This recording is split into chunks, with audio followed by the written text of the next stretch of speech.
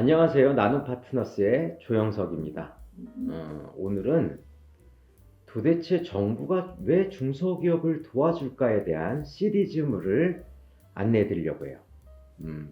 즉, 우리가 어느 회사에 들어가려면 이력서 쓰시죠?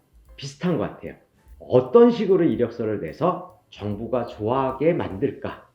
이런 것들에 대한 내용이라고 보시면 될 것 같습니다.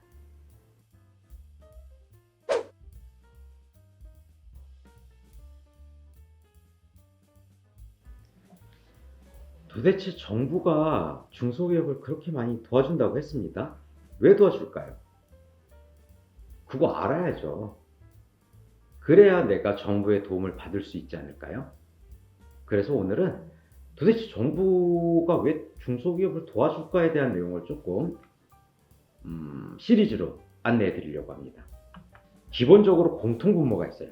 고용 창출이라는 게 있습니다. 일본 같은 경우에는 한 정권이 쭉 가고요. 중국을 봐도 공산당이 쭉 가죠.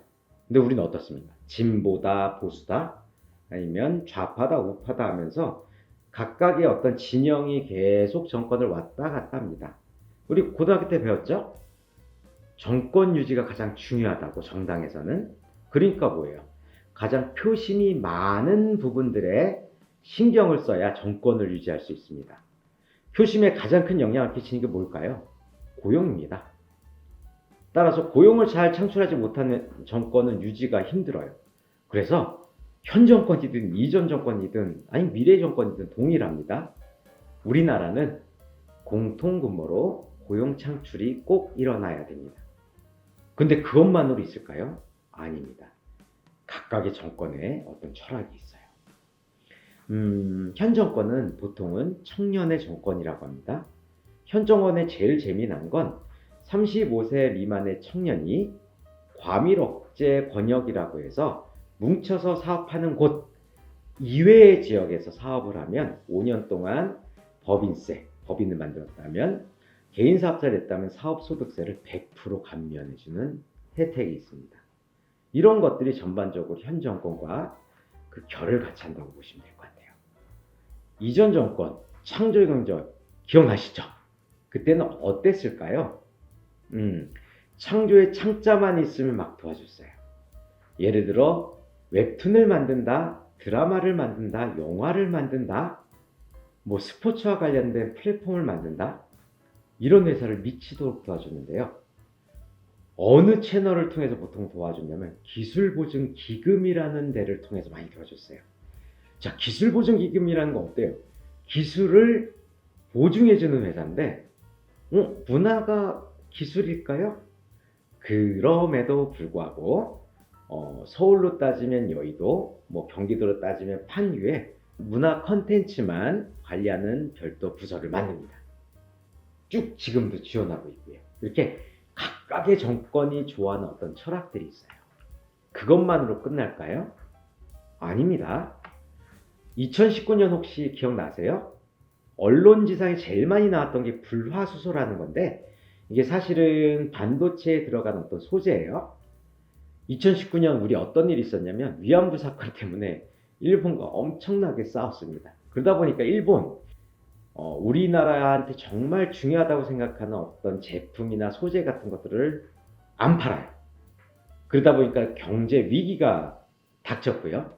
당시 정권에서는 그래서 100가지의 소재, 부품, 장비라는 걸 선정해서 도소매 말고 이걸 만드는 회사를 미치도록 도와줘서 경제 자립도를 만들자, 이렇게 했어요. 그래서 이런 기업들 대부분 소부장 기업이라고 하고요. 현재도 무상지원금 등 공짜 돈은 대부분 이런 소부장 기업 위주로 가요. 또 2019년에 수출이 우리 굉장히 감소했거든요. 그러다 보니까 위기가 있었죠. 그래서 2020년 연초에는 안 돼, 수출하는 회사 위주로 도와줘. 그래서 2020년은 묻지마 수출의 기간이었습니다. 그래서 아이템도 안 따지고 금액도 안 따지고 직접 수출만 해, 막 도와줄게 했었던 시기예요. 자, 우리 코로나19 때문에 힘드시죠? 코로나19가 2020년에 생겼죠. 그래서 이 코로나와 관련된 예산들은 2021년 작년에 많이 반영돼요. 그래서 비대면과 관련된 회사 작년에 굉장히 많이 도움을 받았습니다. 아직까지 유효하고요. 이렇게 대외 환경도 굉장히 중요한 부분입니다. 따라서 대표님들께서 난 정부의 지원을 받고 싶어 하면 꼭 어떻게? 대통령과 관련된 언론 기사를 꼭 디테일하게 읽으심을 권고드립니다.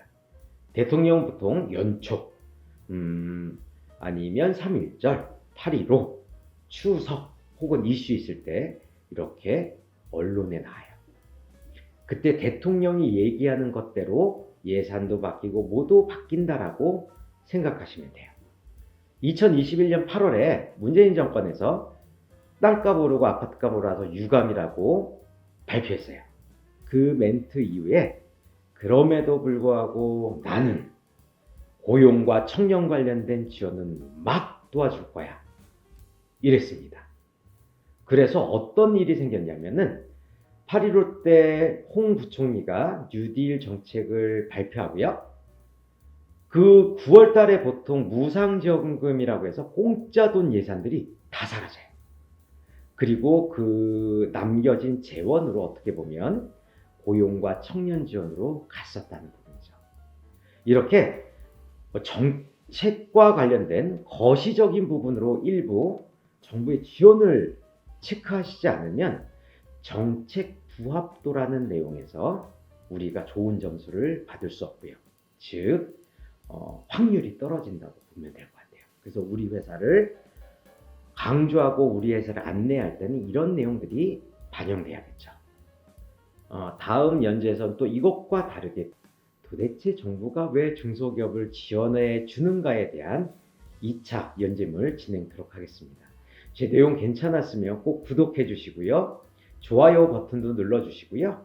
지인들한테 안내해 주시면 너무 감사할 것 같습니다. 저는 나눔 파트너스의 조형석이었습니다. 감사합니다.